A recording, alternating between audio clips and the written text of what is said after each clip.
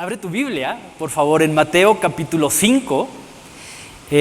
Vamos a continuar estudiando las bienaventuranzas, el séptimo estudio ya, basado en las bienaventuranzas, que es parte de lo que hoy conocemos como el famoso Sermón del Monte. Este sermón que, de acuerdo a la tradición, es expuesto por Jesús en una pequeña montaña cercana a una ciudad llamada Capernaum, en una ciudad que se convertiría en un punto muy importante y estratégico para el ministerio de Jesús. Ahora, Capernaum, además de ser la ciudad de la cual Jesús llamó a 5 de sus discípulos, ¿no? Pedro, Andrés, Santiago, Juan y Mateo, ellos 5 eran de esta ciudad llamada Capernaum, pero también era una ciudad importante porque era una ciudad comercial, era una ciudad en donde muchas personas venían a vender y a intercambiar productos. Por eso no es extraño que al momento en que Jesús está pronunciando este sermón, una multitud, como lo describe Mateo, se acerca a tratar de escuchar lo que Jesús tenía que enseñarles, especialmente cuando la fama de Jesús, ¿no? Todo lo que él podía hacer, todas sus enseñanzas, sus milagros, la compasión con la cual Jesús transitaba, ya se había extendido a lo largo de esta región. Entonces, obviamente, esto atrajo la atención de las multitudes que por lo general se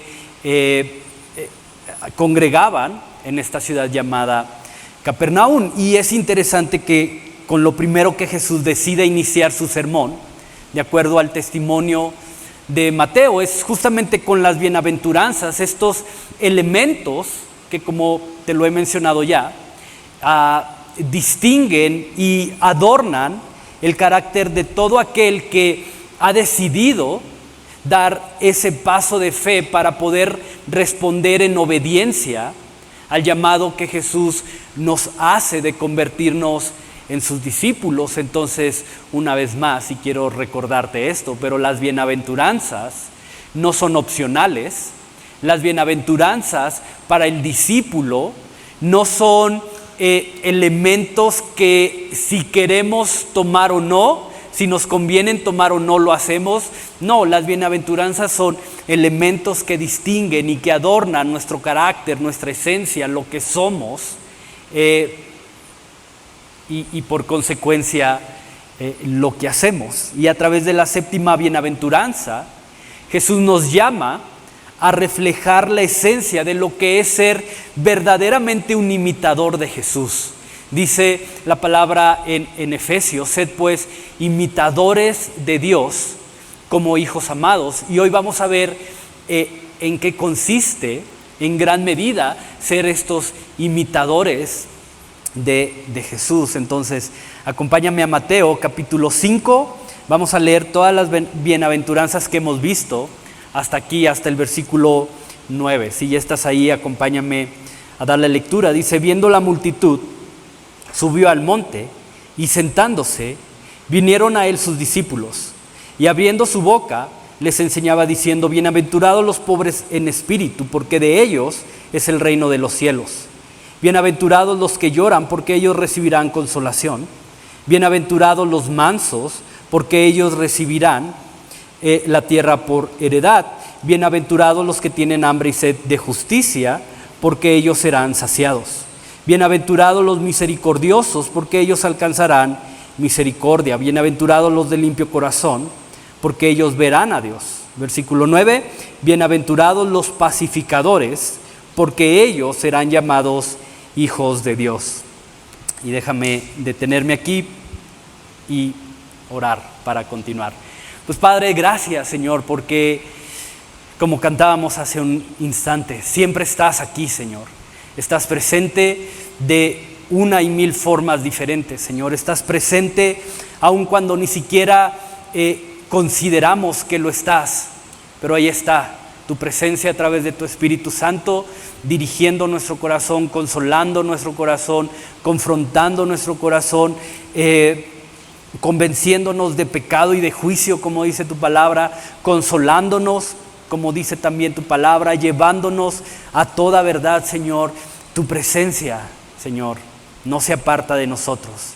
Como dijera David, ¿a dónde huiré de tu presencia? Si subiere al monte más alto, ahí estás tú. Si descendiera al abismo más bajo, también ahí estaría tu presencia, Señor. Gracias, Padre, porque esa es nuestra esperanza y nuestro consuelo, que en medio de cualquier temporada, en medio de cualquier tempestad, en medio de cualquier circunstancia, buena, mala, regular, nos guste o no nos guste, tu presencia va junto a nosotros, Señor. Y como dijera Moisés, Padre, no nos saques de aquí, no nos lleves a ningún lado, si tu presencia no ha de ir con nosotros. Entonces, Padre, te rogamos por eso, que tu presencia, tu Espíritu Santo, trayendo tu presencia, hable a nuestra vida, a nuestro corazón en este día, y que podamos entender lo que es ser verdaderamente pacificadores, eso que tú nos has mandado a hacer, Señor. Te lo pido en el nombre de Jesús. Amén. Bienaventurados los pacificadores. Ahora, a lo largo de su ministerio, Jesús dejó dos declaraciones que le dan énfasis central al cristianismo, ¿no?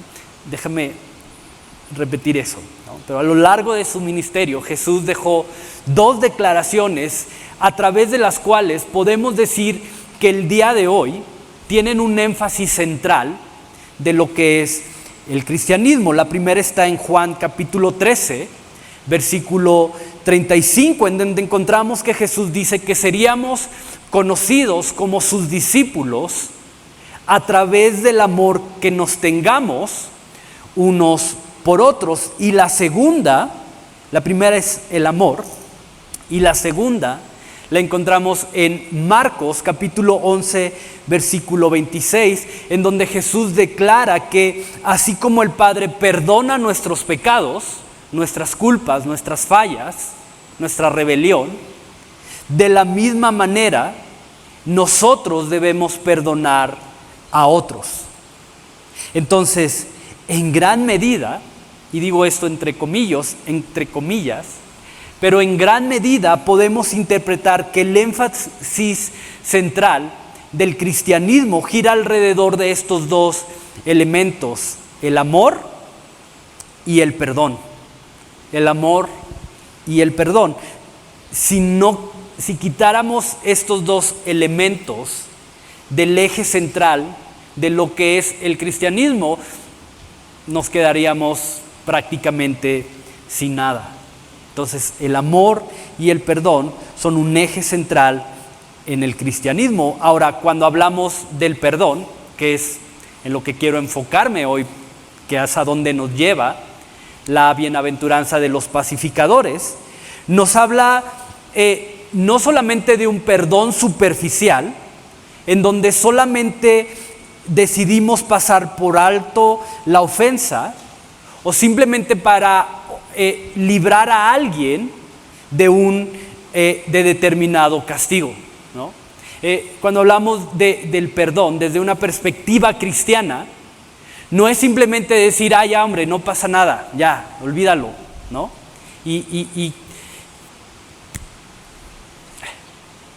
¿Cómo lo explico? ¿No?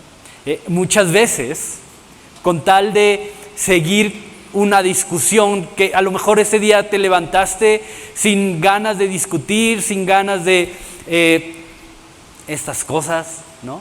Y alguien te hace algo y simplemente es como que, ¿sabes qué? Ya te perdono, pero ya, no te quiero ver, ¿no? Ya te perdono, pero vete para allá, ¿no?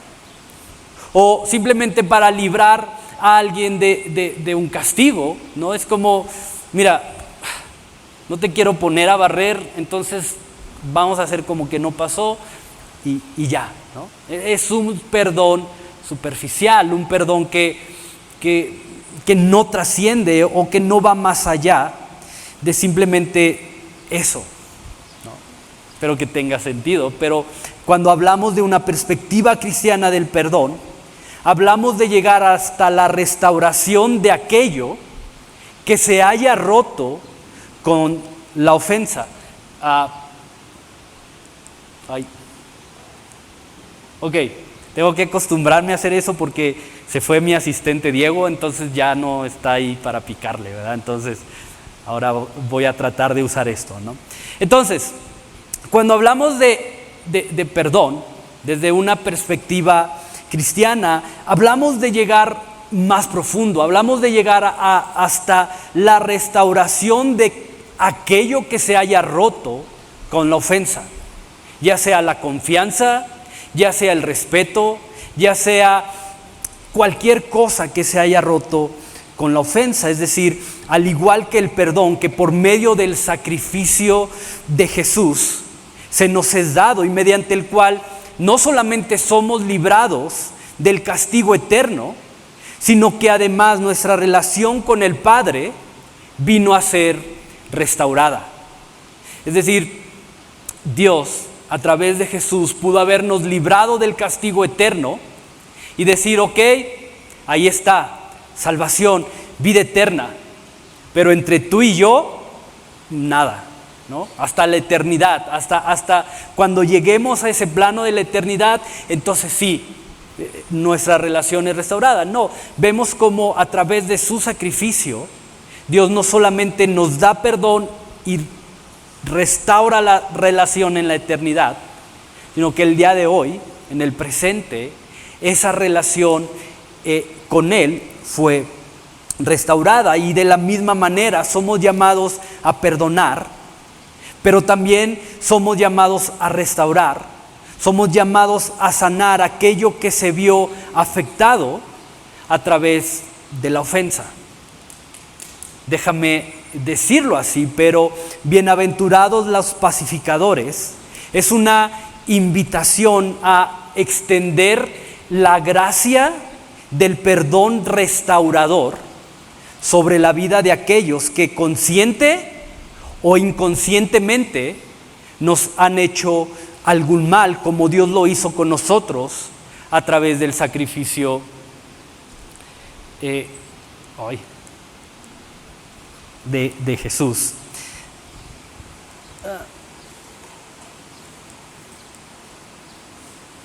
Ok, ahí está. Es eso, ¿no? Es bienaventurados los pacificadores. Es esa invitación que Jesús nos hace de poder extender la gracia del perdón restaurador sobre la vida de aquellos que consciente o inconscientemente nos han hecho algún mal, como Dios lo hizo con nosotros a través del sacrificio de Jesús. Ahora, si vamos al contexto de la palabra pacificador, en el griego era la palabra eironópoios, algo así, que se usaba para señalar que alguien se esforzaba en favor de la paz. Alguien que se esfuerza en favor de la paz, de la reconciliación, del perdón. ¿Cuántos pacificadores hay hoy aquí? Ok, uno. ¿Cuántos se esfuerzan por la paz? ¿Cuántos se esfuerzan por el perdón? Ahora, esta palabra, alguien que se esfuerza por la paz, es alguien que estaba verdaderamente comprometido, pero también dispuesto a hacer lo que fuera necesario con tal de poder resolver el conflicto que se presentara con alguien. Compromiso y disposición.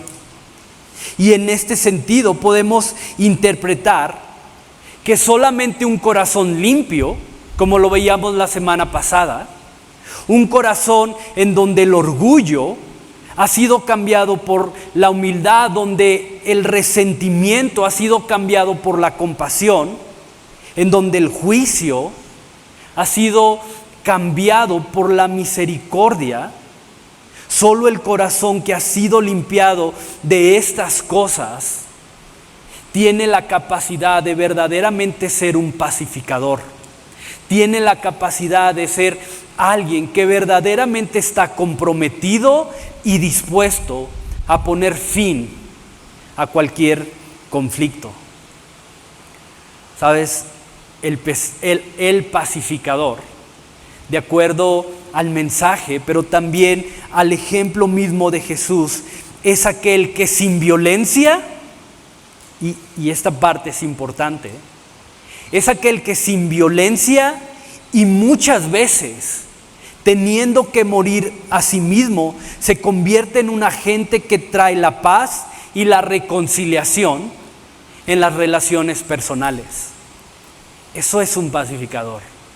Alguien que se convierte en un agente que trae la paz y la reconciliación en las relaciones personales. Y no hace... Ahí está. No hace mucho, estudiando la carta que Pablo le escribe a su fiel colaborador llamado Timoteo, veíamos un poco de esto. Veíamos cómo el pacificador es esa persona que se convierte en ese agente que trae la paz y que trata de reconciliar a las partes en conflicto.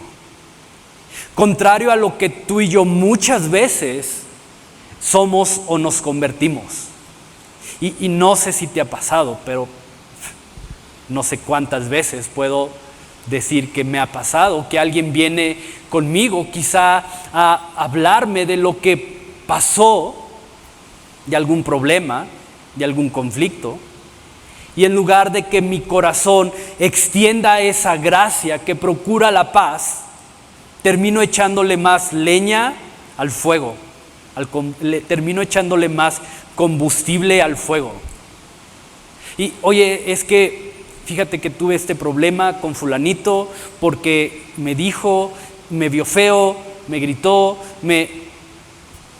y en lugar de que mi corazón busque extender esta gracia perdonadora, y que busca la reconciliación, que busca la paz, mi corazón tiende a sí, a mí también. El otro día, igualito que a ti, a mí me hizo lo mismo, a mí me dijo lo mismo, a mí me trató. No, hombre, si a ti te trató feo, hubieras visto cómo me trató a mí.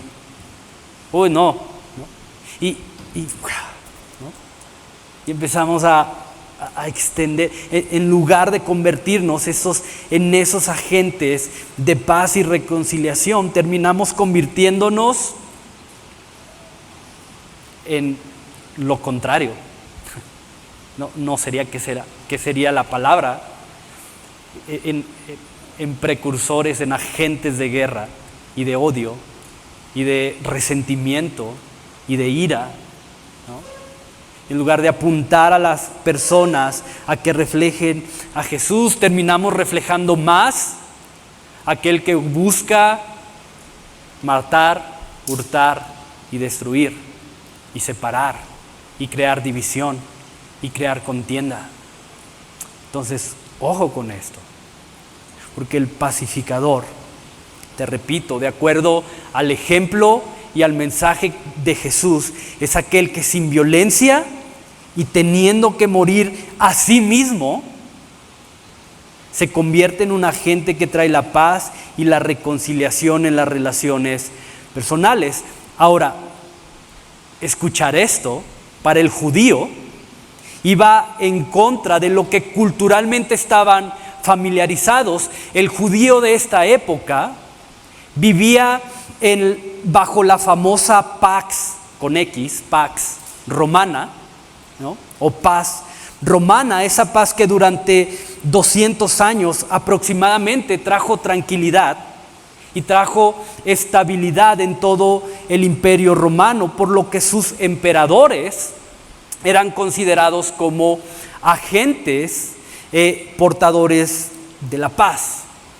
Y todo el emperador romano era considerado y era reverenciado como esto, como un portador de la paz, por la tranquilidad y la estabilidad que habían conseguido lograr en todo el imperio romano. El problema con esto es que la imposición de esta paz o de esta aparente paz se centraba principalmente en la fuerza y en la violencia. Por eso cuando Jesús se vuelve esta supuesta amenaza para la seguridad y la tranquilidad de los romanos, los fariseos, aquellos que se habían convertido en enemigos de Jesús, aprovechándose de esta forma en que los romanos tenían de acabar con los conflictos y de traer la paz al imperio, justifican la crucifixión de Jesús. Hey, ¿ya se dieron cuenta que Jesús es una amenaza para su paz? ¿Ya se dieron cuenta que este hombre está alborotando a toda la ciudad? Esto va a acabar con la paz romana. Entonces, ¿por qué no lo crucifican? Y sabemos lo que pasó. Pero de acuerdo al mensaje y al ejemplo de Jesús, es un pacificador, es aquel que antes de presentar su ofrenda en el altar, busca a su hermano para reconciliarse con él. Un pacificador, de acuerdo al mensaje de Jesús, es el que ama a sus enemigos y que en lugar de desearles el mal, en lugar de estar buscando la manera de vengarse, de acabar con ellos, desgasta sus rodillas orando por ellos. Un pacificador, de acuerdo al mensaje de Jesús, es el que vive el verdadero mensaje de reconciliación, ya que extiende esa reconciliación que a través del sacrificio de Jesús fue posible y que de otra manera no hubiera sido posible. Déjame decirlo así, pero la idea de paz en el mensaje de Jesús va más allá de solamente una aparente ausencia de conflictos, como lo pretendía la paz romana. Porque yo puedo habitar en un lugar, en una casa, en un ministerio, donde aparentemente no hay conflictos, pero eso no significa que entre mi hermano y yo haya paz. Eso no significa que entre mi hermano y yo exista una verdadera conexión, que exista una misma visión, que exista un mismo espíritu. Entonces tenemos que tener cuidado también con eso, porque yo te puedo ignorar y eso nos lleva a no tener conflictos. Eso me lleva a tú en tu lado, yo en mi lado. Hola, ¿cómo estás? Bien, ¿y tú? Gloria a Dios. Bye. Y no tenemos ningún conflicto. Y aún en eso, no estar glorificando a Dios. Porque de acuerdo al mensaje de Jesús, de acuerdo al reino de Cristo, la paz no se determina por ausencia de conflicto, sino por una reconciliación, una unión, un mismo espíritu, una misma dirección. La reconciliación entre Dios y nosotros construye el puente que hace posible la reconciliación con mi prójimo.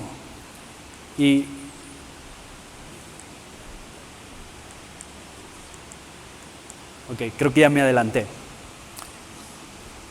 Entonces, la reconciliación entre Dios y nosotros, por medio de Jesús, construye ese puente que hace posible la reconciliación con mi prójimo. Ahora quiero que veas lo profundo de esto, porque derivado de esta pax romana, el judío, especialmente el marginado, el judío, especialmente el que socialmente había sido oprimido, como lo eran tanto los discípulos como en general la multitud que en ese momento estaba escuchando a Jesús escuchar esto, escuchar dichosos los que se esfuerzan por alcanzar la paz, la reconciliación.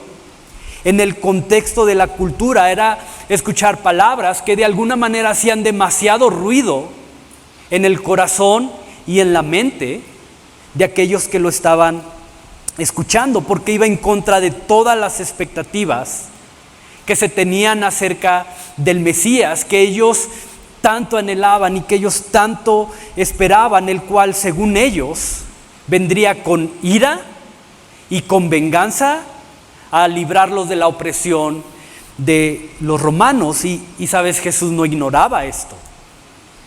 Él sabía bien lo que todas estas personas que estaban en ese momento escuchándolo estaban esperando.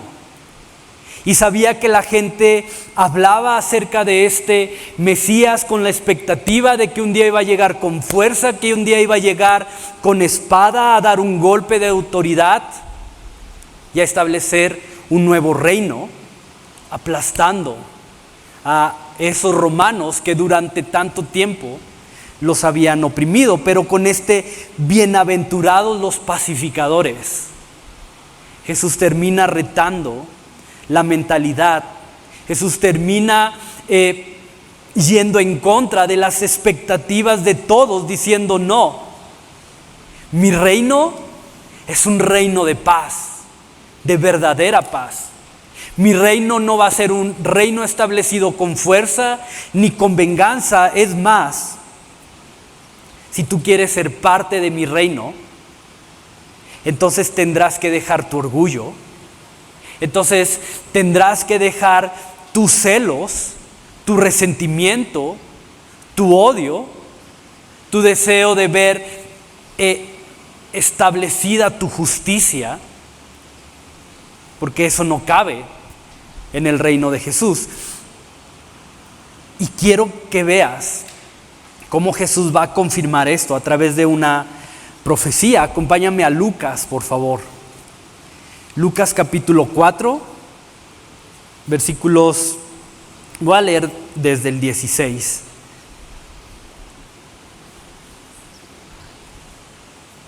Lucas 4, desde el 16, se repito, hasta el 22, dice: vino a Nazaret, donde se había criado, y en el día de reposo entró en la sinagoga conforme a su costumbre, y se levantó a leer, y se le dio el libro del profeta Isaías.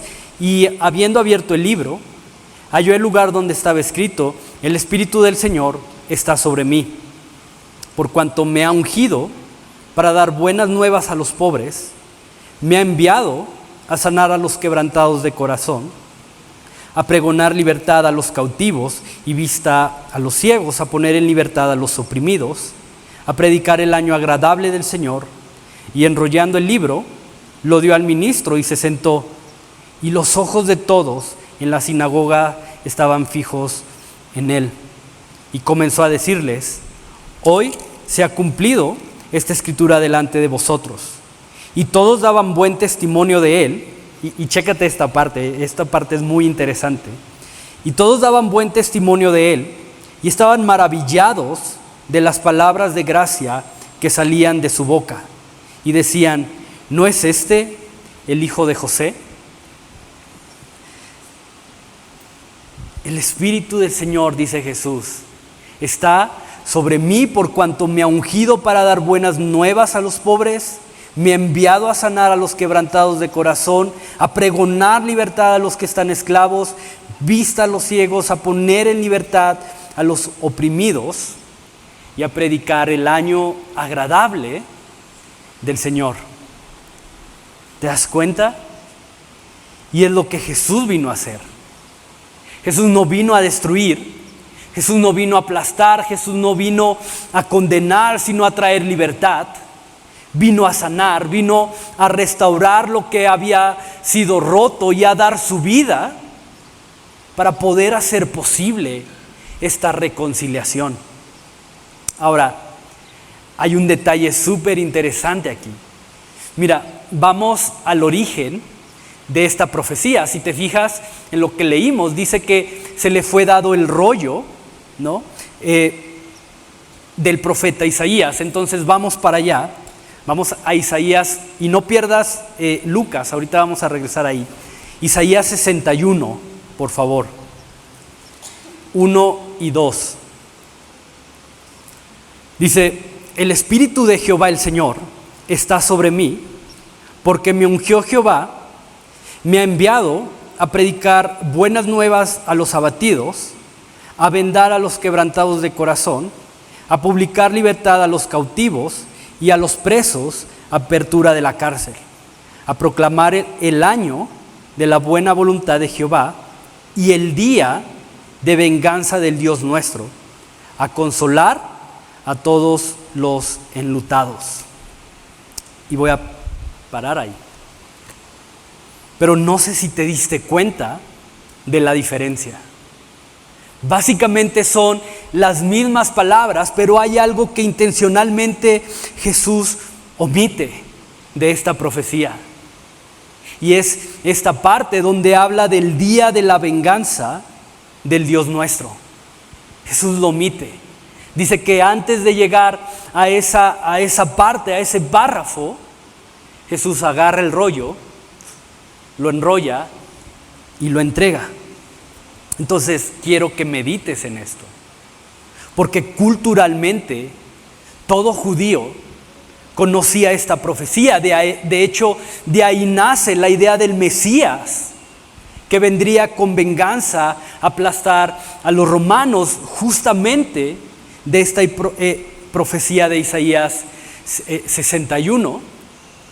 Pero si te das cuenta, ahora Jesús, leyendo la misma porción, interrumpe la lectura e intencionalmente omite la parte de la venganza del Señor. Ahora, quiero que veas lo que pasa después de que Jesús interrumpe la lectura en la sinagoga. Regresa a Lucas, por favor. Regresa a Lucas capítulo 4, versículos 22 al 30. Dice: y todos daban buen testimonio de él.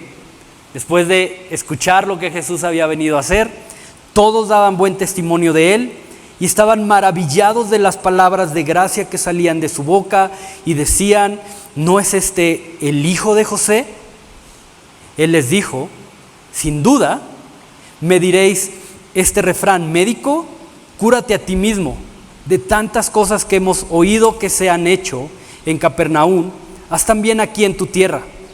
Y añadió: de cierto les digo que ningún profeta es aceptado en su propia tierra. Y en verdad le digo que muchas viudas había en Israel en los días de Elías, cuando el cielo fue cerrado por 3 años y 6 meses, y hubo una gran hambre en toda la tierra. Pero a ninguna de ellas fue enviado Elías, sino a una mujer viuda en Sarepta, es decir, una gentil, alguien que no pertenecía al pueblo de Jerusalén. Y muchos leprosos había en Israel en tiempos del profeta Eliseo, pero ninguno de ellos fue limpiado, sino Naamán, el sirio, otro gentil, otro que no pertenecía al pueblo de Dios. Y chécate lo que pasa, versículo 28. Al oír estas cosas, todos en la sinagoga se llenaron de ira y levantándose, le echaron fuera de la ciudad y le llevaron hasta la cumbre del monte sobre la cual estaba edificada la ciudad de ellos para despeñarle, es decir, para aventarlo por el barranco. Mas él pasó por en medio de ellos y se fue. Es como, ¿qué pasó aquí? ¿Puedes ver lo interesante de eso? Sientes cómo la tensión, cómo los ánimos cambian de un instante a otro, cómo unas simples palabras hicieron que todo se perdiera de perspectiva, las intenciones de Jesús fueran malinterpretadas.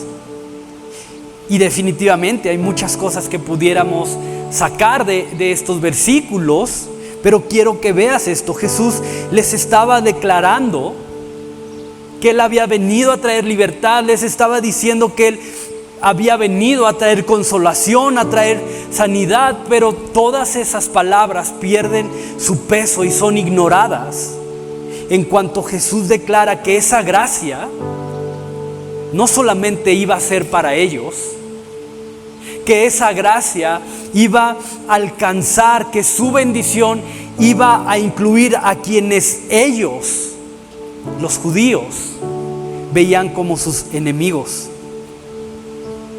Y quiero que medites en esto, porque esta gente que en un momento, como dice el versículo 22, daba buen testimonio, que esta gente que se maravilló con las palabras de gracia que salían de la boca de Jesús, en un instante decidieron que era preferible matarlo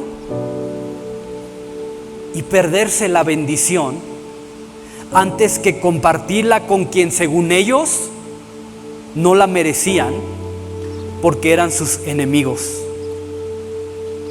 Ahora, no sé si estás conmigo en esto, pero tiene que existir demasiado enojo en el corazón, demasiado resentimiento, demasiado celo, demasiado orgullo para preferir perder una bendición antes que tener que compartirla con aquel que no me cae bien, con aquel a quien no le hablo, con aquel que yo sé que tiene algo en mi contra. Tiene que haber demasiado orgullo, ira, enojo, resentimiento en mi corazón antes que decir, ok, puedo compartir esto con otras personas. Y era lo que esta gente estaba haciendo. Cuando Jesús les dice, no, miren, mi gracia, mi compasión no nada más es para los judíos, sino también para los gentiles. ¡Fua! Ardieron en ira, ardieron en enojo y preferimos matar a Jesús antes de que eso ocurra. Y sabes, creo que es fácil hasta cierto punto juzgar el corazón de estos hombres, ¿no? Ay, ¿cómo creen? ¿Cómo se les ocurre? ¿Que no están escuchando lo que Jesús quiere hacer? Quiere traer libertad, quiere traer sanidad, y ahora lo quieren matar, ¿no? Y es fácil juzgar eso. Pero al menos a mí Dios me confrontaba y me llevaba a analizar y a preguntarme, pero ¿a cuántas bendiciones has decidido renunciar simplemente por resistirte a arreglar un conflicto con alguien? ¿A cuánto gozo en tu vida has renunciado por no tener el carácter del que nos habla Jesús en esta bienaventuranza? ¿Cuánta amargura en tu corazón hoy tiene raíz porque no has querido perdonar a quien te lastimó? ¿Cuánto hay de eso en tu corazón, en mi corazón? Te repito, yo fui el primer confrontado con esto mientras estaba preparando. Decía, Dios, Señor, perdóname porque sí hay amargura en mi corazón. Si he perdido bendiciones simplemente por no querer arreglar ciertos conflictos que yo tengo y que yo sé con determinadas personas. Y he renunciado a determinados momentos de gozo por no terminar de tener ese carácter del que Jesús está hablando ahí. Y quiero que veas esto. Estos hombres que empezaron escuchando a Jesús, que estaban cegados por su apetito de venganza, que hasta creían que era justificable matar a un hombre que no les estaba hablando de venganza, sino de reconciliación y de misericordia. Era tanto su celo que dijeron, mejor vamos a matarlo. Y necesitamos entender esto, porque en determinados momentos, en su misericordia, Dios se va a encargar de ponernos en situaciones en las que la realidad de nuestro carácter va a ser expuesto con la intención de sacar las motivaciones incorrectas bajo las que justificamos nuestras acciones y justificamos nuestros deseos. Y Dios nos va a poner ante esas situaciones para que salga cuál es nuestro verdadero carácter. Y yo no sé cómo vienes hoy, no sé si lo que hoy hay en tu corazón te está llevando a creer que es justificable tu rencor. No sé si lo que hay en tu corazón te está llevando a creer que es justificable el que condenes y el que critiques al que no llenó tus expectativas. No sé si lo que hay en tu corazón te está llevando a creer que es justificable despreciar a quien tiene una manera diferente de ver y de hacer las cosas. No lo sé. Pero muchas veces, cegados por el deseo de venganza, cegados porque nuestra justicia sea establecida, creemos que podemos justificar este tipo de cosas.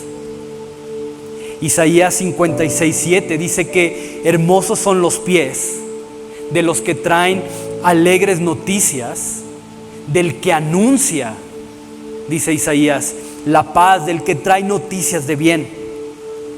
Entonces quiero dejarte con esto. Pero el carácter del pacificador del que Jesús nos habla es algo que no puede venir de nosotros, es algo que no puede venir de nuestras fuerzas o simplemente de nuestra intención de traer reconciliación y de traer paz, sino es algo que viene de Dios, porque nosotros, ojo con esto, nosotros no nos reconciliamos con Él, sino que fue Dios mismo quien a través de Jesús nos reconcilió con Él. Fue Dios quien tomó la iniciativa, no dándonos lo que merecíamos por nuestra ofensa y por nuestra rebeldía a su voluntad. Por lo tanto, cuando nos comprometemos, como lo veíamos al principio, cuando nos comprometemos con la reconciliación y la restauración, hacemos evidente la presencia y la obra de Dios en nuestras vidas. Lo hacemos evidente. Dios está trabajando en nuestro corazón. Entonces tomemos esto no como una lucha personal. Dice la Biblia, nuestra lucha no es contra carne ni sangre, no es mi hermano contra el que tengo que luchar. Mejor aprendamos a ver estas roces, estas cosas como oportunidades para glorificarlo a Él, haciendo evidente que está obrando en nuestros corazones, y seamos un ejemplo de su amor, de su paz, de su perdón, de su reconciliación. ¿Cómo? Caminando en la reconciliación que a través de Jesús se nos ha sido dada. Entonces quiero terminar con esto, y mientras pasan los muchachos de la alabanza, pero quizá hay alguien a quien hoy tengas que ver con esa misericordia. Quizá hay alguien a quien hoy tengas que extenderle esa paz, esa gracia del perdón restaurador, y te cuesta, y sí, porque como te decía ahorita, no es a través de mis fuerzas, de mi intención de traer la reconciliación, sino es a través de Jesús que ese perdón y esa paz es posible. Entonces tómate ahí un minuto para orar y decirle: Dios, ayúdame a extender esa gracia, así como tú te reconciliaste conmigo a través del sacrificio de Jesús. Padre, que yo pueda extender la gracia del perdón restaurador a otros.